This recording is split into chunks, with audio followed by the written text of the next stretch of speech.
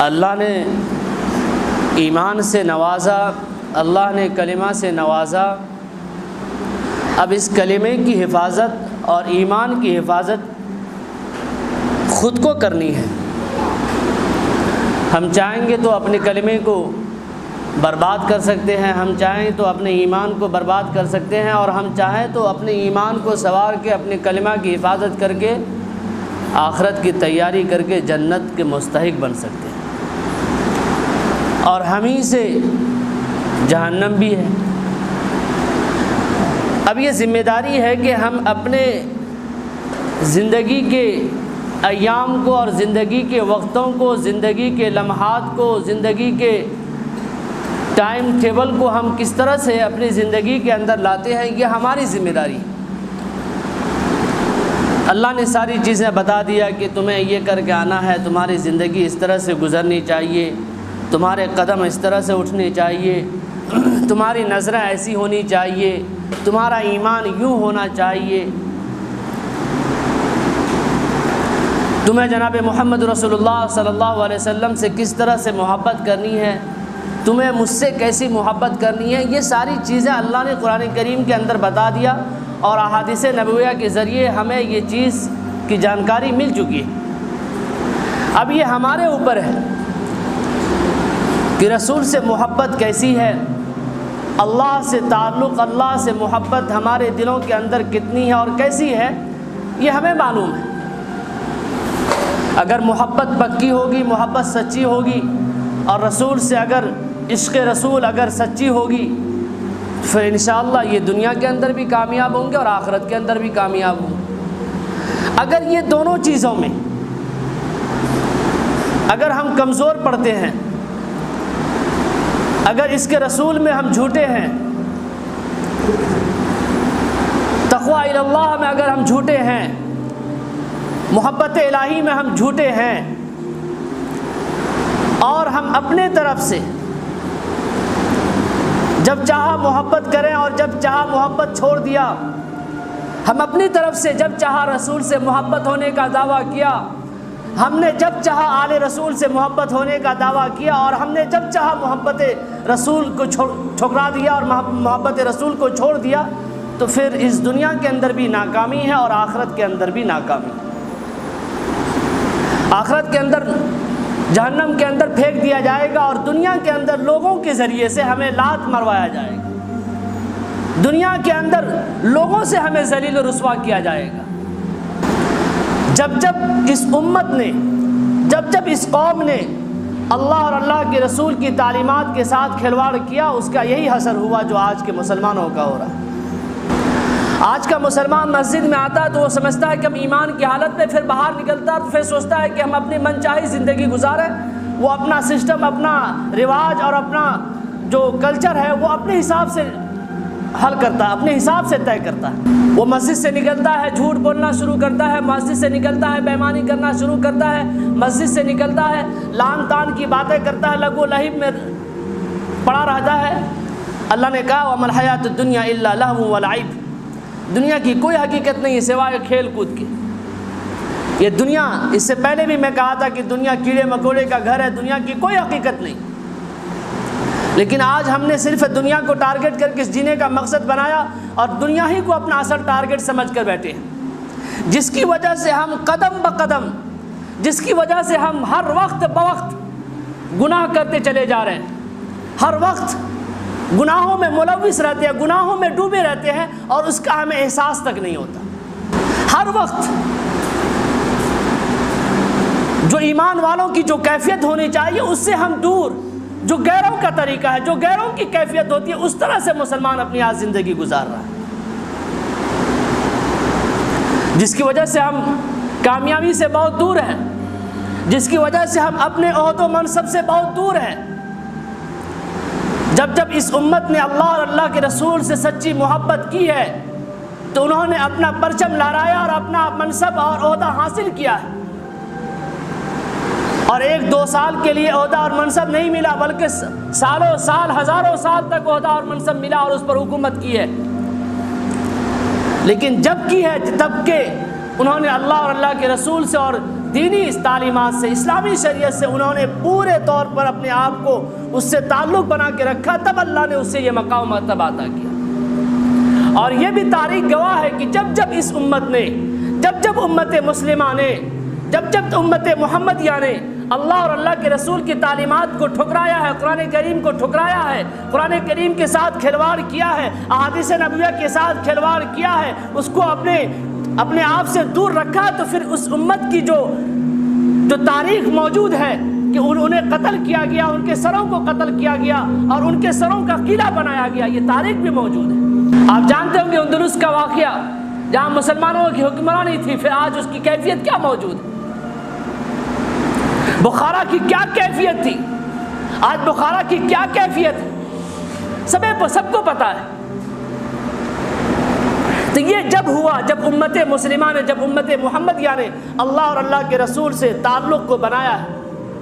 اور جب تعلق کو چھوڑا تو پھر اس کی حیثیت ویسی ہوئی جیسے کہ آج ہے۔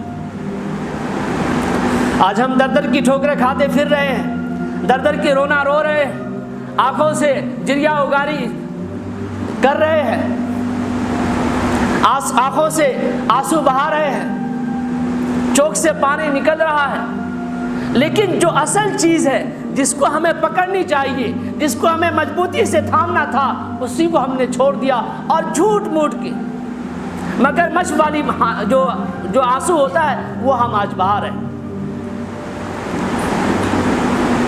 گناہ کرتے چلے جا رہے ہیں آج ایمان والے، گناہ کرتے چلے جا رہے ہیں مسلمان، لیکن اسے احساس نہیں کہ میں گناہ کیا تو اب گناہ کے بعد ہمیں کیا کرنا چاہیے۔ وہ یہ سوچتا ہے کہ چلو بعد میں ہم توبہ کر لیں گے، بعد میں گناہوں کی معافی تلافی کروا لیں گے، لیکن وہ اسے یہ پتا نہیں کہ ہماری موت بھی کب آ سکتی ہے، کس حالت میں آ جائے، کس وقت آ جائے، اسے اس کا خبر نہیں، لیکن وہ اپنے آپ پر مطمئن ہے کہ چلو بعد میں ہم اپنی معافی تلافی کروا لیں گے، گناہوں سے معافی منگوا لیں گے، گناہوں سے معافی کر لیں گے، اللہ کو راضی کر لیں گے۔ یہ اس امید پر اپنی زندگی کو منچاہی زندگی گزار رہا ہے۔ ایک واقعہ میں نے اسی ہفتے میں سنایا تھا حضرت ثعلبہ رضی اللہ تعالی عنہ کا۔ حضرت ثعلبہ رضی اللہ تعالی عنہ وہ صحابی رسول جنہوں نے اللہ کے رسول سے 16 سال کی عمر میں محبت کرتے ہیں، اس کے رسول کے دیوانے بن جاتے ہیں، رسول اللہ صلی اللہ علیہ وسلم سے پکی محبت کرنے کا ایک جنون ان کے اوپر سوار ہوتا ہے، اللہ کے رسول بھی ان سے محبت کرتے ہیں، اللہ کے رسول بھی ان کو چاہتے ہیں، اللہ کے رسول بھی ان کو پسند کرتے ہیں۔ کسی صحابہ کے پاس اگر کوئی پیغام پہنچانا ہوتا تو حضرت اللہ کے رسول جناب محمد رسول اللہ صلی اللہ علیہ وسلم حضرت ثعلبہ کا انتخاب کرتے، ان کو بھیجتے پیغام کے لیے۔ اگر کسی غیر مسلم کے پاس بھی پیغام پہنچانا ہوتا، کوئی خطوط پہنچانا ہوتا، تو وہ حضرت ثعلبہ رضی اللہ تعالیٰ عنہ کا انتخاب کرتے۔ ایک مرتبہ کا واقعہ ہے کہ حضرت ثعلبہ رضی اللہ تعالیٰ عنہ کو اللہ کے رسول نے ایک کام کے لیے بھیجا، جس کام کو آدھے دن میں کر کے آ جانا تھا واپس۔ حضرت ثعلبہ کو رضی اللہ کے رسول صلی اللہ علیہ وسلم نے بھیجا کہ ثعلبہ جائیے، یہ کام کر کے آئے۔ 16 سال کا نوجوان، 16 سال کا خوبصورت حسین، وہ اس کام کو انجام دینے کے لیے نکل پڑتے ہیں۔ اللہ کے رسول کا حکم ملتا اور حکم ملتے ہی نکل پڑتے ہیں۔ اللہ کے رسول نے جب انہیں بھیجا تو نماز کا وقت ہوا، نماز پڑھائی اور سلام کے بعد دعا ہونے کے بعد اللہ کے رسول نے صحابہ سے پوچھا کہ ثعلبہ واپس آیا، ثعلبہ آ گئے؟ تو صحابہ نے کہا کہ اللہ کے رسول کام تو صرف آدھے دن کا تھا، لیکن ابھی تک حضرت ثعلبہ واپس نہیں آئے۔ اللہ کے رسول نے کہا، صحابہ سے کہا کہ ان کو تلاش کیجئے، ان کو کھوجئے، ان کو دیکھیے وہ کہاں ہیں۔ اس طرح سے 1 ہفتہ گزرا، 2 ہفتہ گزرا، 3 ہفتہ گزرا، اس طرح سے 40 دن گزر گیا۔ اللہ کے رسول نے حضرت عمر فاروق رضی اللہ تعالی عنہ اور حضرت سلمان فارسی رضی اللہ تعالی عنہ، ایسے جلیل القدر صحابی کا انتخاب کیا کہ آپ جائیں حضرت ثعلبہ کی تلاش کریں، حضرت ثعلبہ کو دیکھیں کہاں ہیں۔ اور حضرت ثعلبہ جو کام پر گئے تھے، وہ کام کو انجام دینے کے بعد جب واپس آ رہے تھے تو ان کے ساتھ حادثہ یہ ہوا کہ ایک حمام میں، غسل خانے میں باتھ روم میں ایک عورت نہا رہی تھی اور جس کے چاروں طرف ایک کپڑا ٹانگا ہوا تھا، لٹکا ہوا تھا، حمام کا شکل دیا ہوا تھا، باتھ روم کا شکل دیا ہوا تھا، اور جب ہوا کا جھونکا جب چل رہا تھا تو وہ ہوا کے تیز جھونکے سے اس حمام کا جو ہے، اس باتھ روم کا جو کپڑا ہے وہ یوں اڑ جایا کرتا تھا۔ اب آپ سمجھ سکتے ہیں کہ نہانے کے حالت میں عورتوں کی کیفیت کیا ہوتی ہے، عورتوں کی اس وقت کی شکل کیا ہوتی ہے، اس وقت وہ کیا حالت میں ہوتی ہے، کس حالت میں ہوتی ہے۔ حضرت ثعلبہ کی نظر اس عورت پر پڑ جاتی ہے، اور آپ کو یہ بھی پتا ہے کہ اگر کسی چیز پر اتفاقاً نظر پڑ جائے، اچانک نظر پڑ جائے، وہ گناہ میں شمار نہیں ہوتا۔ اگر ہم کہیں راستے پر چل رہے ہیں، اچانک کسی عورت پر نظر پڑ جائے، ہم نے نظر اٹھایا کسی چیز کو دیکھنے کے لیے اور اچانک نظر پڑ گئی، تو یہ اچانک نظر پڑنا گناہ نہیں ہے۔ اب اگر ہم اپنی خواہش سے، اپنے من چاہی سے، اگر ہم شوق سے اس عورت کو دیکھتے ہیں، اس غیر محرم کو دیکھتے ہیں، اور اگر کسی بری چیز کو دیکھتے ہیں، پھر یہ گناہ میں شمار ہوتا ہے۔ بات سمجھ میں آ رہی؟ اچانک کسی چیز پر نظر پڑ گئی، یہ گناہ میں شمار نہیں ہوتا، آپ گنہگار نہیں کہلائیں گے۔ حضرت ثعلبہ کے ساتھ بھی یوں ایسا ہی ہوا کہ اچانک ان کی نظر پڑتی ہے، پھر وہ ایک دل میں ایک خواہشات پیدا ہوتی ہے، اور پھر وہ سوچتے ہیں کہ کسی کو تو دیکھنا حرام ہے، جائز نہیں ہے، لیکن یہ ثعلبہ ان کو دیکھا کیوں، ان کی نظر اس پر پڑی کیوں؟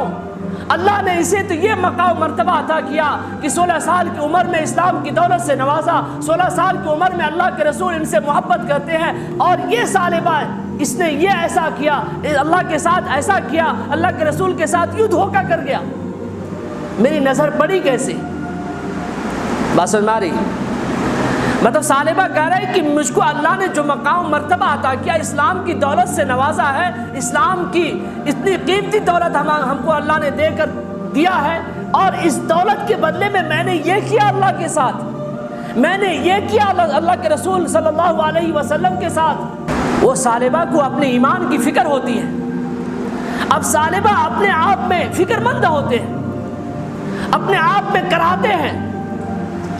اپنے آپ سے ان کو نفرتیں ہونے لگتی ہے کہ ثعلبہ تو نے ایسا کیسے کر دیا، اب تو تیرے بارے میں اللہ کے رسول کے پاس وحی آ گئی ہوگی، اللہ کے رسول کے پاس وحی آ گئی ہوگی، خبر مل چکا ہوگا کہ ثعلبہ گنہگار ہے، ثعلبہ نے ایسا کیا، ثعلبہ نے یوں کیا، ثعلبہ کی نظر اس ایسے عورت پر پڑی، اس حالت میں پڑی۔ اللہ نے اپنے رسول سے، اپنے حبیب سے کہہ دیا ہوگا کہ اے رسول، جس صحابی سے آپ اتنی محبت کرتے ہیں، جس صحابی کو آپ اپنے دل سے اتنے قریب رکھتے ہیں، آپ کا صحابی ایسا ہے، یوں کا کرے پیغام اور یوں وہی آ چکی ہوگی۔ ثعلبہ کو فکر ہوتا ہے، ثعلبہ اپنے ایمان کا فکر کرتے ہیں، اور ثعلبہ کو جہاں اللہ کے رسول کے پاس جانا چاہیے تھا، وہ ثعلبہ اللہ کے رسول کے پاس نہیں جاتے ہیں، ایک پہاڑ پر چلے جاتے ہیں، اور پہاڑ پر جا کر خوب گریہ وجاری کرتے ہیں، اللہ سے معافی مانگتے ہیں، اللہ سے توبہ کرتے ہیں کہ اے اللہ میں منافق ہو چکا ہوں، میں گنہگار ہوں، تو معاف کر دے، میرے گناہوں کو دھل دے، میرے گناہوں کی معافی تلافی کر دے، اے اللہ میں اس پر ندامت ہوں، اے اللہ میں اس پر شرمندہ ہوں، اپنے گناہوں پر ندامت کرتا ہوں، میرے گناہوں کی معافی تلافی کر دے۔ اب حضرت سلمان فارسی رضی اللہ تعالیٰ عنہ اور حضرت عمر فاروق رضی اللہ تعالیٰ عنہ حضرت ثعلبہ رضی اللہ تعالیٰ عنہ کی جو کھوج میں نکلے تھے، وہ شہر کے مضافات میں پہنچ جاتے ہیں، وہ پہاڑی علاقے کے پاس پہنچ جاتے ہیں، اور کچھ چرواہوں سے ثعلبہ سے اس کی حلیہ کو بیان کرتے ہیں، ان کے شکل کو بیان کرتے ہیں، ان کی جو شکل و شباہت تھی ان کو بیان کرتے ہیں۔ تو وہ چرواہا، وہاں کے چرواہا کہتے ہیں کہ ہاں آپ جو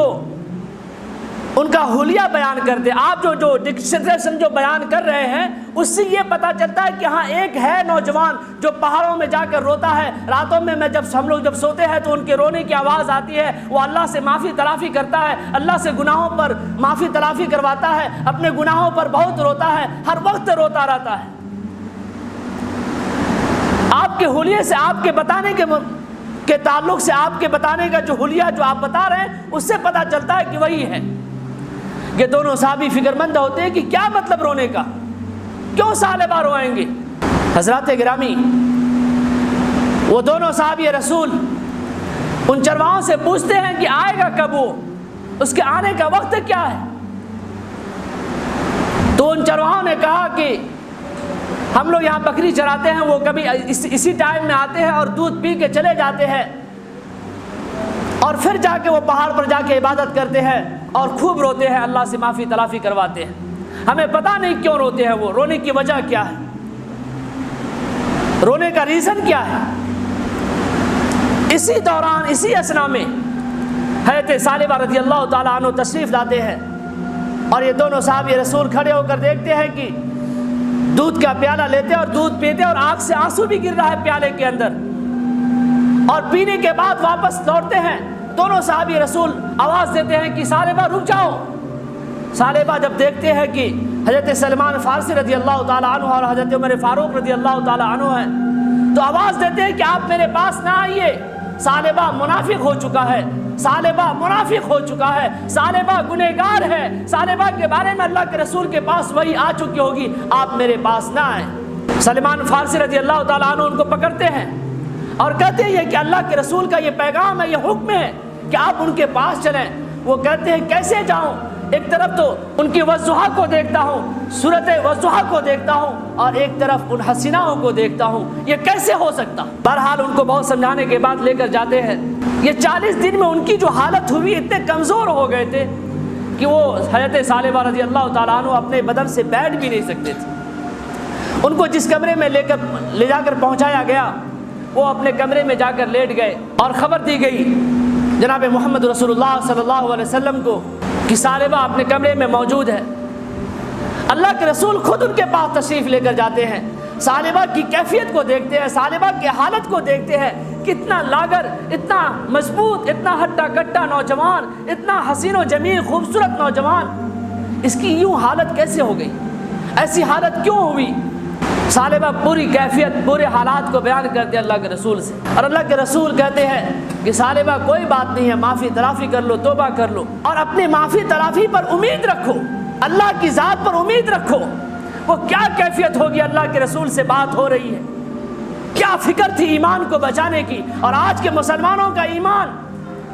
کہ گناہ کرتے رہتے ہیں, گناہ کرتے رہتے ہیں, لیکن کبھی بھی اپنے گناہوں پر ندامت نہیں ہوتی, کبھی بھی اپنے گناہوں پر شرمندگی نہیں ہوتی کہ میں نے یہ گناہ کیا, میں نے عورتوں سے بات کیا, میں نے لڑکیوں سے بات کیا. آج کا نوجوان صرف یہ سمجھتا, آج کا امت مسلمہ صرف یہ سمجھتا ہے کہ صرف عورتوں کا دیکھنا ہی گناہ ہے, مردوں کا دیکھنا گناہ نہیں ہے. اگر کوئی گناہ ہو جائے تو صرف عورتوں کو بدنام کیا جاتا ہے, ہماری ماں اور بہنوں کو صرف بدنام کیا جاتا ہے, اور ہمارے نوجوانوں کی کوئی پکڑ نہیں ہوتی. حضرات گرامی, آپ کو یہ بھی بتا دوں, قرآن کریم میں اللہ نے فرمایا کہ اے لوگو, اے مردو, تم بھی اپنی نظر کی حفاظت کرو. جس طرح سے ثعلبہ سے اگر غلطی اچانک میں اگر نظر پڑ گئی تو اس کو ایمان کی کیسی فکر ہو رہی ہے کہ میں منافق ہو چکا ہوں, میں ایمان سے نکل چکا ہوں. اور آج کے نوجوانوں, رات کے رات تم لگے رہتے ہو موبائلوں میں,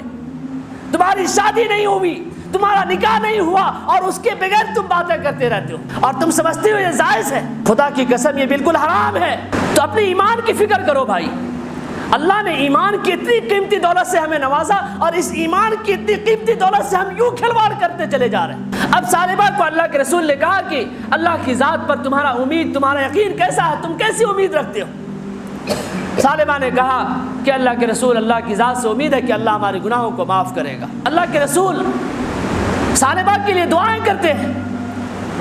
پھر ثعلبہ اللہ کے رسول سے کہتے ہیں کہ میری جو کیفیت ہے, مجھے ایسا لگ رہا ہے کہ میرے پورے بدن کے اندر کیڑا چل رہا, کیڑا مکوڑا رینگ رہا ہے. اللہ کے رسول صلی اللہ علیہ وسلم یہ بات کو سن کر رونے لگتے ہیں. ثعلبہ پوچھتے ہیں کیا وجہ رونے کی. اے اللہ کے رسول بتائیں کیوں آپ رو رہے ہیں. اللہ کے رسول کہتے ہیں کہ اے ثعلبہ تمہارے اس دنیا سے جانے کا وقت آ گیا، تمہارے موت کا وقت آ گیا۔ کیا نصیب ہے ان کی کہ گناہ ہو گیا، انہوں نے ان کی نظر پڑ گئی، ان کو یہ لگ رہا ہے کہ یہ گناہ ہے، یہ نہیں ہونا چاہیے، اور گناہ پر جو ندامت ہوئی، گناہ پر جو شرمندگی ہوئی، اس کے بعد اللہ نے جو مقام مرتبہ عطا کیا کہ اللہ کے رسول کے گود میں حضرت ثعلبہ کا سر ہے، اور اللہ کے رسول کہہ رہے ہیں کہ آپ کے جانے کا وقت آ گیا، اس دنیا سے آپ رحلت کر رہے ہیں۔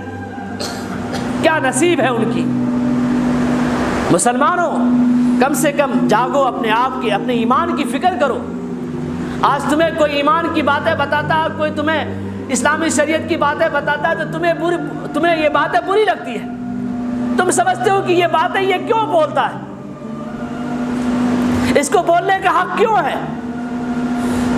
ہر کوئی آپ کے فائدے کے لیے بولتا ہے، ہر کوئی اپنے فائدے کے لیے بولتا ہے۔ اس لیے آپ سے یہ میرا مؤدبانہ درخواست ہے، ریکویسٹ ہے ہاتھ جوڑ کے کہ جو تم اپنا نوعیت بنا رکھا ہے زندگی گزارنے کا، اس نوعیت سے باز آ جاؤ۔ تم یہ نہ کہو کہ مسجد میں جاتا ہوں تو ہمیں عبادت کرنے میں من نہیں لگتا، لوگ اس طرح کی باتیں کرتے ہیں، لوگ یوں باتیں کرتے ہیں، لوگوں کا مزاج یوں ہے۔ آپ کو لوگوں سے کوئی مطلب نہیں، آپ کو اللہ سے مطلب ہے، آپ کو اللہ کی عبادت کرنے سے مطلب ہے، آپ کو اللہ کے گھر سے مطلب ہے۔ لوگوں سے آپ کا کیا واسطہ، لوگوں سے آپ کو کیا مطلب؟ ان کے خیالات اپنے پاس رکھیں، وہ ان کا نظریہ ان کے پاس رہے، لیکن ہمیں تو اللہ کی عبادت کرنی ہے۔ اللہ کے رسول جناب محمد رسول اللہ صلی اللہ علیہ وسلم نے کتنی قربانیاں کو دے کر یہ دین ہم تک پہنچایا ہے۔ اس دین کے ساتھ اگر ہم یوں ہی کھلواڑ کریں گے تو میدان حشر میں جواب نہیں دینا پڑے گا۔ اللہ سوال کرے گا کہ تم نے اپنی جوانی اور اپنے وقت کو تو نے کہاں خرچ کیا، تو آپ یہ نہ کہہ سکیے گا اس وقت کہ میں مسجد میں کیسے جاتا، مسجد کے لوگ اس طرح سے تھے، جو نماز پڑھتے تھے ان کے اندر اہنکاری اس طرح سے تھی، تکبر اس طرح سے تھی۔ اس کی تکبر جائے بھاڑ میں، اس کی اہنکاری جائے بھاڑ میں، اس کی اہنکاری سے ہمیں کوئی مطلب نہیں۔ ہمیں مطلب ہے تو اللہ کی عبادت سے، ہمیں مطلب ہے تو اللہ کے گھر سے، ہمیں مطلب ہے تو سجدے سے، ہمیں مطلب ہے تو رکوع کرنے سے، ہمیں مطلب ہے تو اللہ کو راضی کرنے سے۔ یہی مشن ہے ہمارا، یہی مقصد ہمارا۔ وما خلقت الجن والانس الا لیعبدون۔ اللہ ہم سب کو اللہ کی عبادت کرنے کی توفیق عطا فرمائے، اللہ ہم سب کو مسجدوں میں آنے کی توفیق عطا فرمائے، آمین۔